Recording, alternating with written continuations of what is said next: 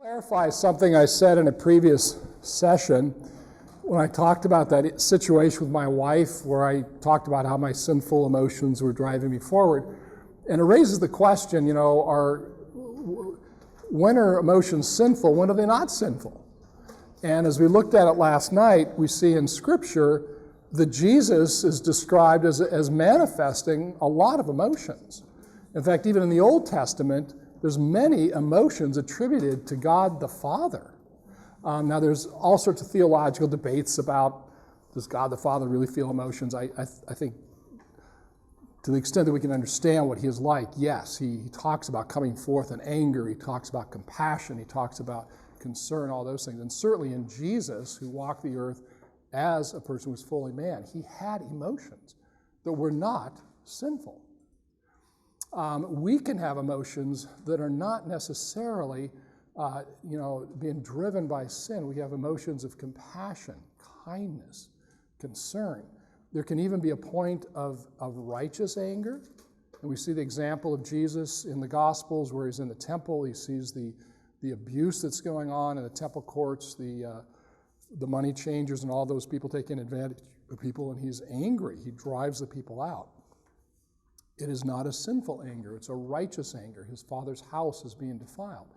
And there are times that we can move and act even in anger in righteous ways. My experience is that anger, however, is a very delicate emotion, and it very easily moves us to do things that maybe even if our initial reaction is a legitimate one, anger can be like a wave and just start sweeping us along. So we have to be very careful when we're being driven forward by anger. So all of our emotions to some degree are vulnerable to being twisted and distorted by sin. Bitterness, jealousy, sinful anger, resentment, unforgiveness, those are just some of the examples. But there's other emotions that are pleasing to God, are righteous, are good. And as we're going to see in this section, emotions are really like the wind for a sailor. They can move us in a certain direction. And what the big question is, are we controlling them with the rest of our facilities? Our spirit, our mind, our will, are we channeling those emotions in a constructive way where we're moving in a positive direction? And that's what we're going to talk about in this section. So it's not a question of suppressing emotions and just stuffing them. It's not a question of just sort of letting them go wherever they want. It's harnessing the power of those emotions that God has given to us in a constructive way. And that's what we're going to look at in this section. And what I want to show you with just a very short little clip here is how quickly you can learn to handle some of your relational skills differently. You can grow and change in literally 60 seconds. I'm going to prove it to you right now, okay? Watch this. This is an awareness test. How many passes does the team in white make?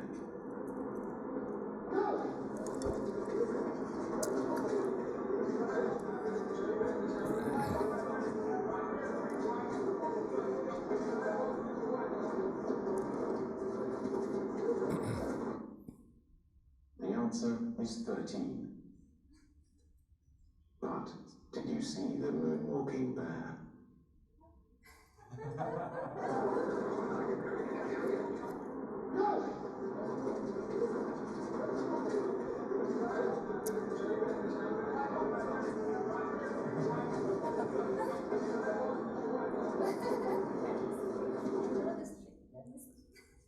It's easy to miss something you're not looking for.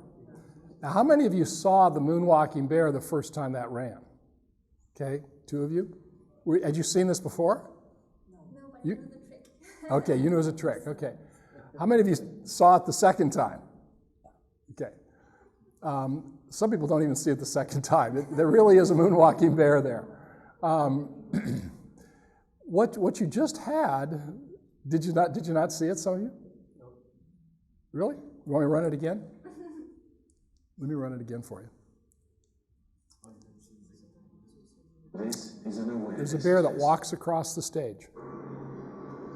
How many passes does the team in white make?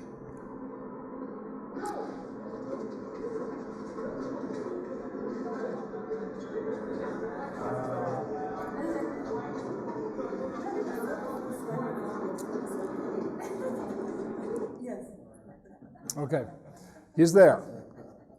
What you've observed is a phenomenon called selective perception. Your senses bring in thousands of data points every day, every minute probably. Your ears, your eyes. As I look around this room, there's all these faces. You're wearing different color shirts. I'm hearing different sounds. I mean, there's countless data points coming to my brain right now. And your brain cannot consciously process all that data simultaneously. So we develop the capacity to sort of sort out the data and select certain data that we give attention to. And we tend to grab information that we expect to see or we want to see. So when that thing says, how many times has the team in white passed the ball, you're looking for the people in white passing the ball and you're counting it. Your mind is zeroing in on that particular thing, and you miss the fact that there's a moonwalking bear walking across there. Then he asks the question, you rerun the tape, now your brain is looking for a moonwalking bear, and wow, there he is. Suddenly you're seeing it. Well, the same thing happens as you relate to other people. If you go into the workplace and all you're thinking about is the project you're going to get done and how you can get this thing done, get the bid out or the paper done or something, that's all you're focused on, you won't notice that a coworker is sitting in her office in tears. You won't notice that someone else there is really quiet or irritable today or looks really sad. You just walk right by those people, and they're sending signals, they're sending data. One example would be you're in a coffee shop, you see a friend, someone you know, and you just say, how are you today? And they say, oh, I'm okay. Now that's a different answer. If someone says, oh, I'm okay, that's different from saying, oh, I'm okay. A little bit of hesitation, a little bit of pause sends a different message, a very different thing. Now, that's in English. In your languages, I'm sure you would have the equivalent, but just a slight different intonation, a pause in the words we say, a look in the eye, body posture. There's so many ways that we communicate. And if our words are contradicted by our body language and tone of voice, what do we believe? Do we believe the words that we say, or do we believe the body language and tone of voice? We do. If I come home at the end of the day and walk into the kitchen and I see my wife and I say, hi, Corlette, how are you doing? And she goes, I'm just fine. Yeah, right. The words I'm just fine, if she sent me a text message, would be okay. But the tone of voice sends a whole different thing. And part of the skill that you can learn and you can develop is the ability to pick up on these nuances. Tone of voice, body language, inflections, all these things. It is valuable data that's at our disposal. And if you can learn how to read these things, you're going to suddenly see the world, you're going to see things going on you never saw before. One of the things you will see is that there are many people out there who are hurting, who are lonely, who need encouragement, whose hearts may be open to hearing about Christ, and you will pick up on that. You'll start collecting that data. And that's what we're going to look at in this section. How do we start developing these skills? And even if you've never had this ability before, even if you think, that's just not my personality, I want to tell you, you can learn these things. Now, some people are more naturally gifted at than others. Some people will be really much better than others. But all of us can learn these things to some degree. So in this section, I want to give you some very practical tools. And one of the things we're going to use is acrostics. I love acrostics. And the church has used acrostics for centuries. One of the first acrostics the church used was ichthus.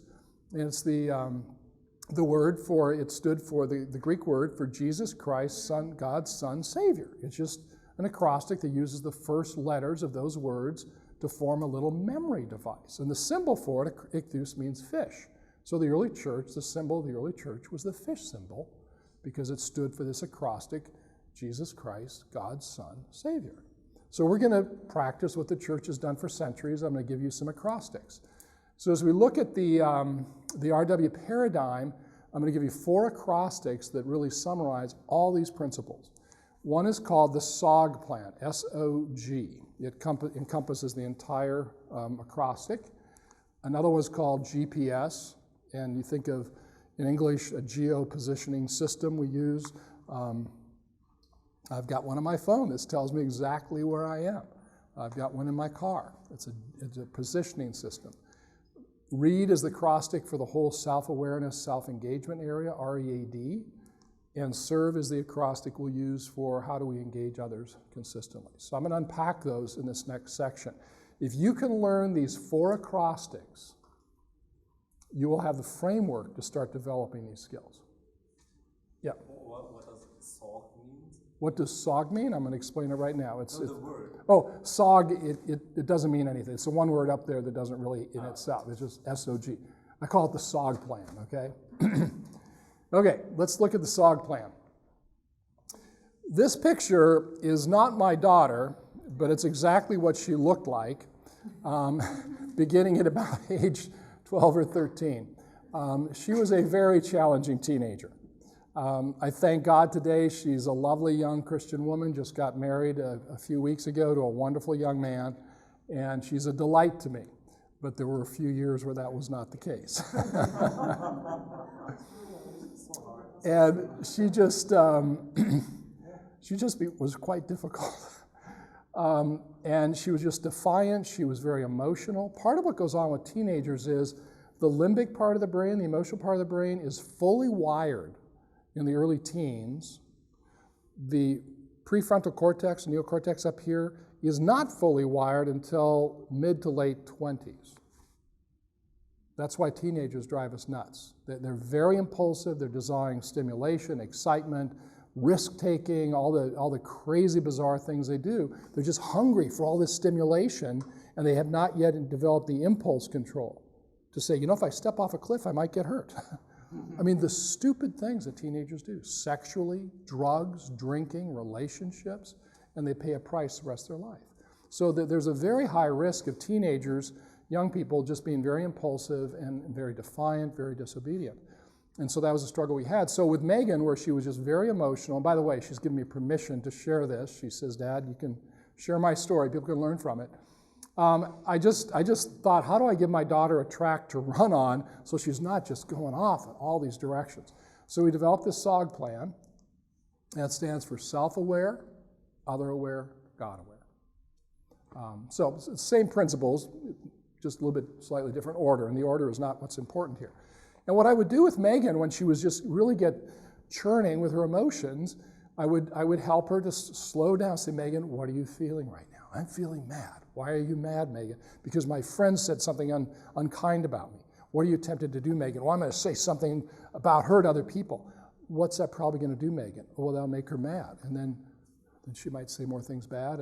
And suddenly you start engaging the mind and start understanding there's consequences if I just let my emotions roll.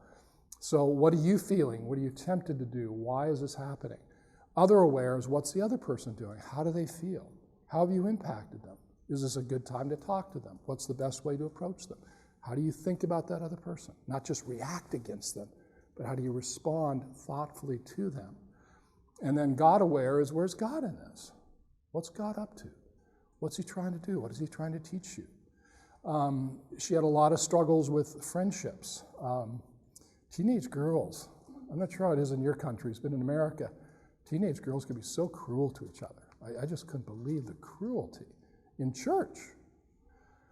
And my daughter wanted desperately to break into the group of other teenage girls just a little bit older than her. She really wanted to be part of that group, and they just kept rejecting her and rejecting her. It just devastated her emotionally. So we were going through this again and again and again, trying to help her to respond to those situations instead of just reacting and exploding.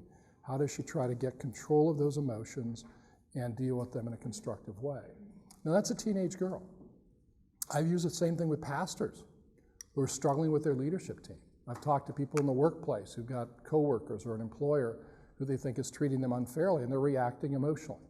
They're being sarcastic. They're criticizing their boss behind his back. They're just developing a critical attitude. There's a lot of destructive things that adults can do if they don't learn how to manage their emotions, to read what's going on, and to deal with them in a constructive way. Now, as I said before, there's another way you could put this. If I'm in a secular environment, it would be SOV, values aware. What are the values that are driving me? What are the things that are important to me? Where do I want to go with my life? And so I've counseled people who are not Christians, who do not recognize God, where we could talk about what are your values. Let's talk about the next acrostic. These are getting more and more specific. To become more self-aware and self-engaging. How am I self-aware, self-engaging?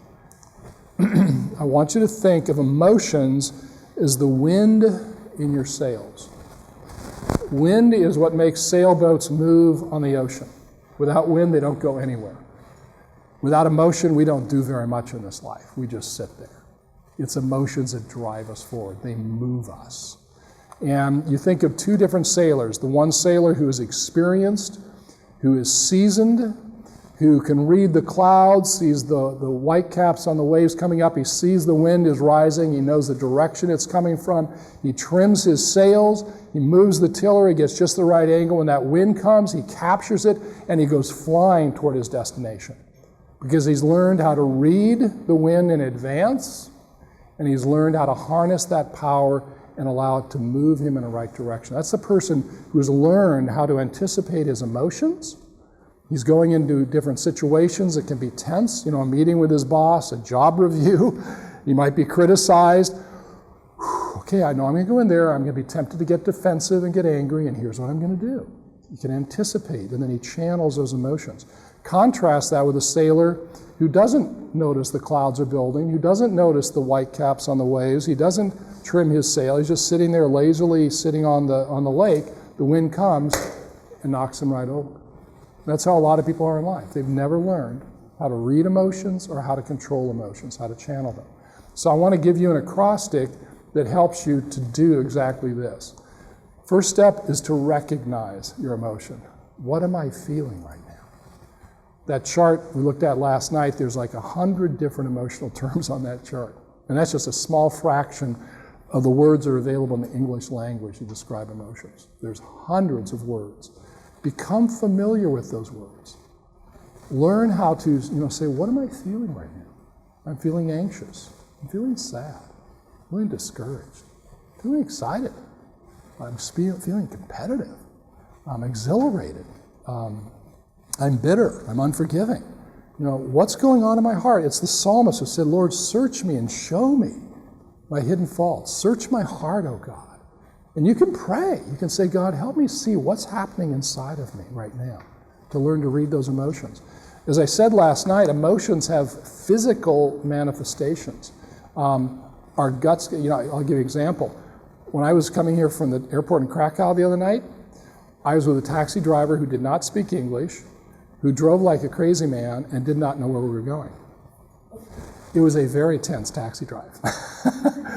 And I was driving along, and he was swerving in and out of traffic, hitting his brakes, almost hitting people, pulling over the curb, asking people for directions, arguing with them, speeding off in a new direction.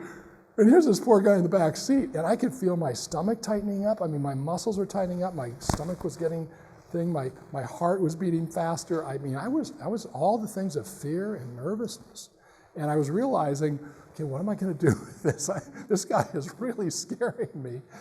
And I could have started to say things to him that would not have helped things. Number one, he probably wouldn't have understood them, but he would have picked up on my anger. I thought, that's not going to help things. So I just sat there quietly, and I just started to pray.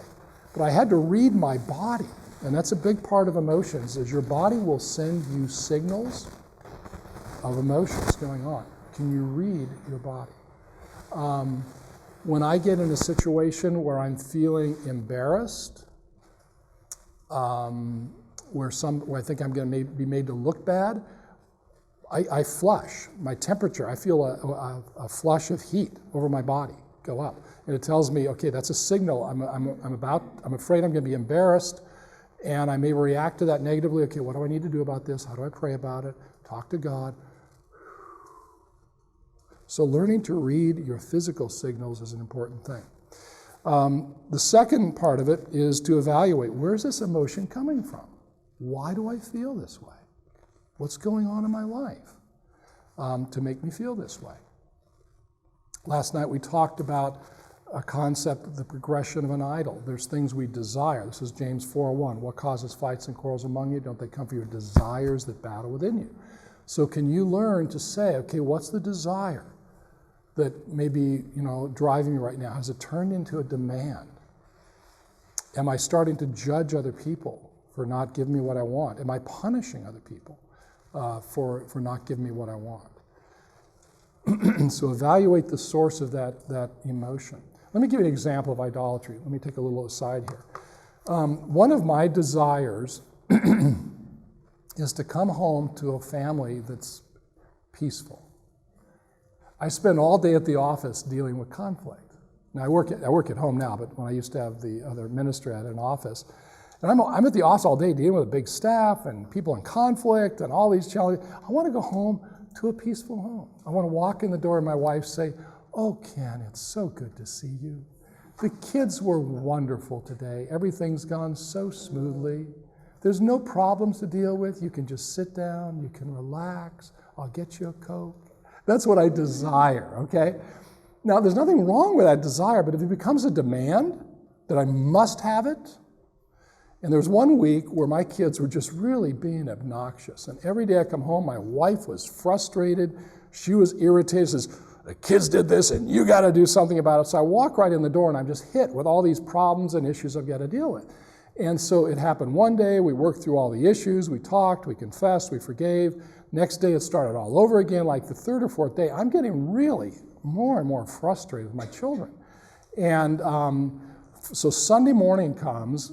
Corlette goes to church a little bit earlier than me, and I'm with the kids. We're walking out to the car, and one of my kids says, "It's my turn to sit in the front seat." "No, it's my turn. Besides, the airbag will kill you." And I mean, just right away, they're arguing over who gets to sit in the front seat, and finally it overflowed with me. I said, "That's it. Shut up. You get in the front seat, you get in the back seat." Now, I don't usually raise my voice, but I was just more and more tension built up during the week, so I just really spoke very harshly to my kids. We got in the car, they just sat there, and we started driving to church. And since I'd already sort of, shared these emotions, I just said, I'm going to tell them what I really feel. And I adjusted my rear view mirror so I could see my daughter back here as I was lecturing her driving to church. And I started just telling her, "Megan, you have really made this week difficult. You have been focusing on yourself, began to just really unload intense emotions at my daughter." And one of the things I said was, "You think I'm angry? I am angry, Megan." At that point, I had to pause and take a breath. And my son's sitting in the front seat, who's 7 years old, while I'm taking a breath, he takes advantage of the quiet for just a moment. He says, "Daddy, do you think you should pray to Jesus and ask if that's righteous anger?"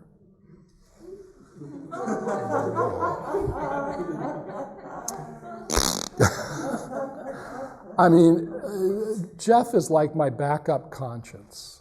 When my main conscience goes down, my son is there, and he's done this for me countless times. I just love this kid. He's 21 years old now. But it just convicted me. I mean, the Holy Spirit took those words, and immediately I saw my sin. And it just took, all the energy went out, and I just felt so immediately convicted.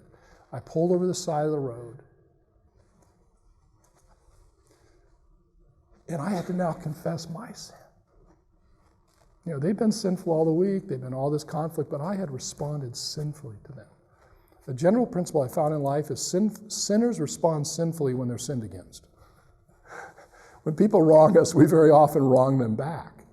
And I had to ask forgiveness for my children. And what I had done, basically, I had made an idol out of coming home to a peaceful home. I wanted it so much that if I wasn't getting it, I was getting angry, I was getting irritated, I was judging my kids. And here on Sunday morning on the way to church, I basically took my daughter, put her up on the altar of my desire for peace and quiet at home, and with the sharp edge of my tongue, I sacrificed her to that idol. And it's usually our tongues we use to inflict pain on other people. We speak harsh words to people, threatening words, judgmental words. And I did that to my daughter. And I had to confess to her. I'd ask Megan's forgiveness for lashing out at her because of this unmet desire in my life. And of course, the Holy Spirit usually moves in those cases. My daughter began to cry. I said, "Well, Daddy, I'm sorry. I know I've been difficult all week and I shouldn't do this." She was sharing her sin. My son was, we were all three just sitting there crying in the car, confessing to each other and forgiving each other. And all of that just dissipated. And we were a little bit late for church that morning, but when we walked in, our conscience was clear. Holding both of their hands, we were together. So we need to understand, why are these intense emotions going on in me? Do I read the idols in my life, the things that are controlling me, and stopping that?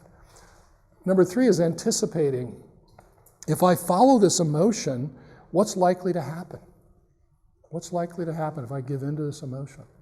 So you might be in a meeting at the office and the boss says something that irritates you and you just want to blast him. You think, if I just really criticize him in front of everybody else, I could lose my job. Not a smart thing to do. And I've been with many people who I'm mediating wrongful discharge cases, employment cases, because in a moment of anger or frustration, they blurted something out in the workplace that really got them in a lot of trouble. They just didn't think about what was going on. And then the 4th thing is to direct that emotion in a constructive direction. So you recognize the emotion, you evaluate its source. Why do I feel this way? You anticipate the consequences of giving in to the emotion, and then you channel it in a constructive direction. So that's the process here. Let me give you a very simple illustration of this. Something happened to me a while ago. I was at my computer, and an email came through that I was copied on. Somebody had said something about me in this email that put me in a slightly negative light. And I read it, and I thought, well, that's not fair. That makes me look bad. And it's not true. And there's this human desire we all have to vindicate ourselves. St. Augustine, 2,000 years ago, said, Lord, deliver me from this lust of always vindicating myself. There's a pillar of the church that struggled with vindication. And so here I am, I see this email, and I think it makes me look bad, and so immediately in my sinful nature, I want to vindicate myself. So I hit the most dangerous key that's ever been developed: reply to all. So there's a whole bunch of people who got the email. I hit reply to all, and I start typing an email to try to make myself look good. I'm a pretty good wordsmith. I can type pretty good sentences. I realized I couldn't be too obvious about it. If I'm really overt, they'd see I'm just petty and overly sensitive. So I had to be sort of subtle and indirect, and I can do that pretty well. So I'm typing this message, and it's sweet. And, that's better. Yeah, that's good. Oh, yeah. And I'm really getting into it. This is sweet. This is sweet. And suddenly I start getting this sense, a little bit of an alarm bell going off the back of my mind. And it just said, what are you feeling right now? And I started thinking, what am I feeling? And there's this exhilaration. And it's the same exhilaration I get when I get very competitive in sports. I'm going to compete against somebody. I'm going to win. And, that's great on a soccer field or a basketball court, but it's bad in human relationships. And I wanted to win.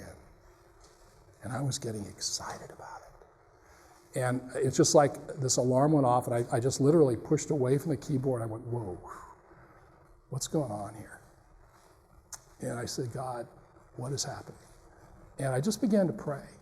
And the Lord just so quickly showed me my pride, my desire to be righteous in the eyes of other people, to vindicate myself, to ignore some legitimate criticism here.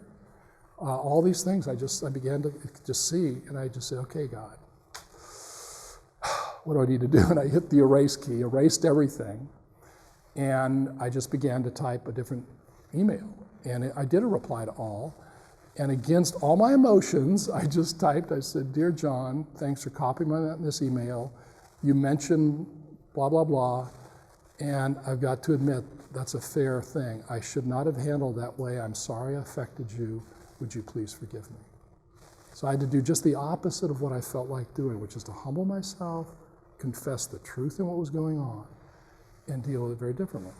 So just a very simple example. If you read your emotions before you take actions, you can often save yourself a lot of grief. Yes? So what if it wasn't true? Yeah, if it wasn't true, you don't want to admit, you've got to be honest. You don't want to be manipulative or untrue. But I found a very interesting principle in life. When someone criticizes us, it may not be 100% true, but I found in most cases when someone criticizes me, there is at least some truth to it. And I try to look for that truth, to deal first with what is true rather than with what I disagree with. And I've just found when I take ownership and responsibility for what is true, and sometimes you have to be very specific. You have to say, John, we see some things very differently on that conversation, but the thing you said about this, as I thought about it, I realized that is a fair statement. So I may say there's some things we see differently that I disagree on, but on this thing, I'm going to take responsibility for what is true. And it's amazing how that lowers the tension in a conversation. As soon as I take responsibility for something, it's not quite so much of an intense tug of war. If you don't find it, you don't confess it. If you don't find it, you may have to defend yourself. You may have to say, you said this and I don't think that's true. And you try to explain that, try to help them see that. And if they won't see it, you may have to say, this is really important to me, I want to work it through. Could we sit down with a friend that we both respect who could help us really try to resolve this? That's what Jesus says in Matthew 18. If you can't resolve it one-on-one, get someone else to sit down with you. So there's a place to bring those people in. But I would just find in my experience, I very, very rarely have people criticize me that there's not at least some element of truth to it. And if I take ownership of that, usually then they'll be willing to dialogue about the things they may have exaggerated. I want to move on because we're running a little bit short here. I want to give you an illustration of someone living this out where you can actually see some of these dynamics in action. And this is a clip from the movie we looked at last night for a while, Cinderella Man, with Russell Crowe and Renee Zellweger. Now in this scene, Russell Crowe was a very successful boxer, very wealthy. He lost all of his money in the Depression in the early 1900s. The stock market crashed. He's living in a very small little one-room apartment with kids. He can't feed them. He's feeling lots of stress. Every morning he gets up, goes out, looks for work. Many days he can't find it. He comes home. His kids are going to go to bed hungry at night. It's a very discouraging, depressing time of his life. Lots of tension, lots of frustration. So in the scene you're about to see, he comes back from looking for work and he couldn't find work that day. So you can imagine his frustrations. As this scene unfolds, I want you to watch the body, just a lot of the emotion. There's a lot of emotion you're going to see very quickly in Russell Crowe, in his children, his wife. Watch how he manages his emotion. Try to imagine what you would be feeling in his situation, what you would be tempted to do. Watch how he channels the emotion. There's one part of the skit or the scene you'll see where his son says something to him and Russell Crowe tenses up, his muscles get tense, he looks up the street, he looks down, he's really fighting with a lot of intense emotions, and then he looks back at his son and begins to engage his son. So I want you to think, what are the emotions that he is really trying to control right there? They're very intense. As he engages his son, watch his body language, his position, his physical proximity to his son. Watch the eye contact, the tone of voice. He changes his use of pronouns. A very significant part of this conversation, he changes his use of pronouns. How carefully do you watch your pronouns? They send a message. And then watch how his son responds to what the father does. Beautiful example of relational wisdom in a crisis situation. Where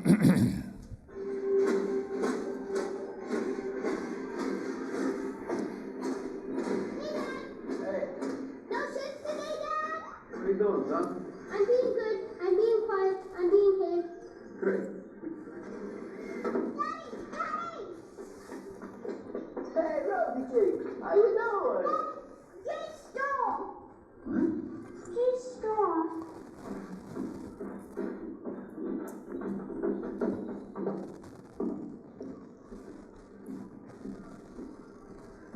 What's all this about? See? It's the salon. Young lady, your brother's in enough trouble without you telling him.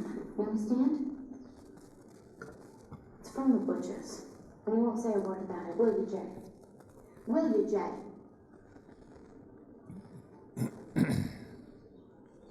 Okay, pick it up, let's go.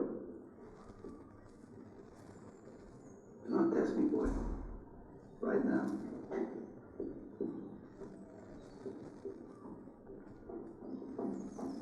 Howard, stay here.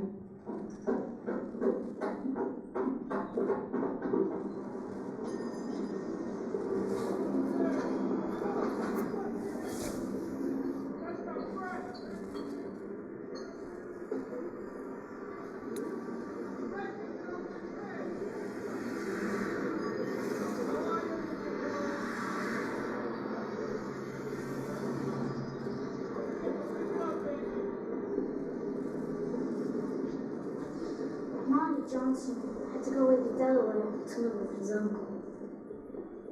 Why? His parents didn't have enough money for him to eat.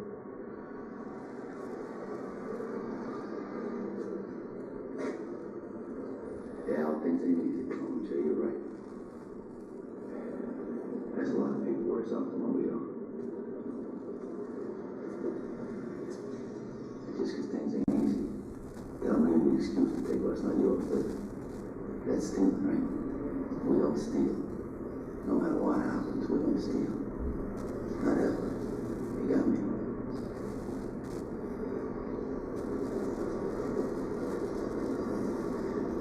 Are you giving me your word? Yes, Come on. I promise.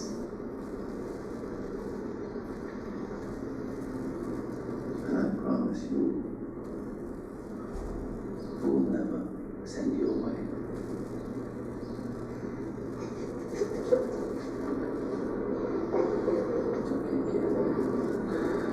You got a little scared, I understand. Okay.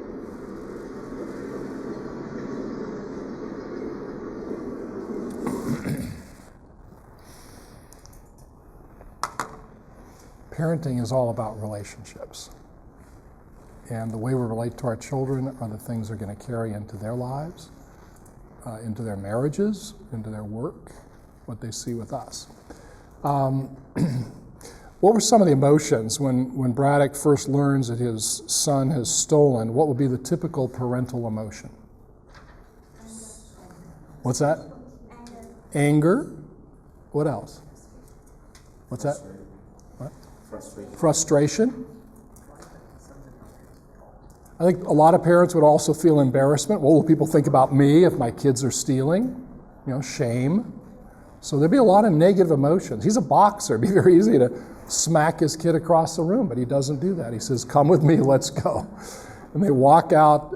He's going to try to move into some action right away rather than just sit there and explode. So they walk down to the butcher shop. They turn it. They're walking back up the street. Presumably, the way the scene unfolds, they haven't really said much at this point. The father's been quiet this whole time. Now, what signal does his quiet not saying, he's not lecturing his kid, not screaming at his kid as they go down there, what signal does that send to the child? Rejection. It could send rejection. That could be what you would send, but it might send another message. What's the question? Well, if the father walks all the way down there and just really quiet, doesn't lecture him, doesn't yell at him, doesn't scream at him, just walks all the way down there, and then they come out of the shop, they're walking back, it could signal rejection. It might signal something else. Yeah, the father's not going to explode with emotion is the main thing. The kid could be really afraid. What is my dad going to do? And by just not saying anything, walking down there quietly, sort of like that previous clip where the mother just walks to the bus stop without saying anything, gives everybody sort of a chance to process emotions. And they're walking back up the street, and the boy finally, Dad hasn't exploded, hasn't yelled at him, and so the boy finally feels, I can start sharing what's going on. He said Marty Johnson had to go away to live with his uncle. And he's giving his dad a signal. He's starting to explain why he stole the food. Out of what? Out of fear. Out of fear, yeah. Did he steal the food because he was hungry? No, one of the pieces of information is the salami is sitting on the table and it's intact. The boy didn't take it, hide it, and cut off little pieces and start eating it. It wasn't for his stomach. He brought it back to the family. He's trying to deal with a different issue than being hungry. He's afraid of being sent away and separated from his family. That's the issue here. It's not that he's hungry. And so the dad finally, when he says Marty Johnson was sent away because his family had nothing to eat, and Russell Crowe tightens up, he gets this frustrated, looks up and down the street. What is he feeling at that point? He can't provide for his family, so his kid needs to help him. Yeah, he's frustrated with himself. He feels like a failure, probably anger at himself. What kind of a father am I that I can't provide? And my kid goes out and steals. I mean, the self-recrimination he would feel. What else might he be feeling? Well, maybe even realizing that, at the beginning he says, "Don't test me, boy." Now he's realizing why the son did it. Yeah. And that changes the whole So he's feeling a little bit guilty there. So he gets down to this level and starts communicating. Okay. I think there's also some more anger in his heart. I believe there'd be some, in a natural person, some intense anger, but at who? Himself? Himself will be part of it, but who else besides himself?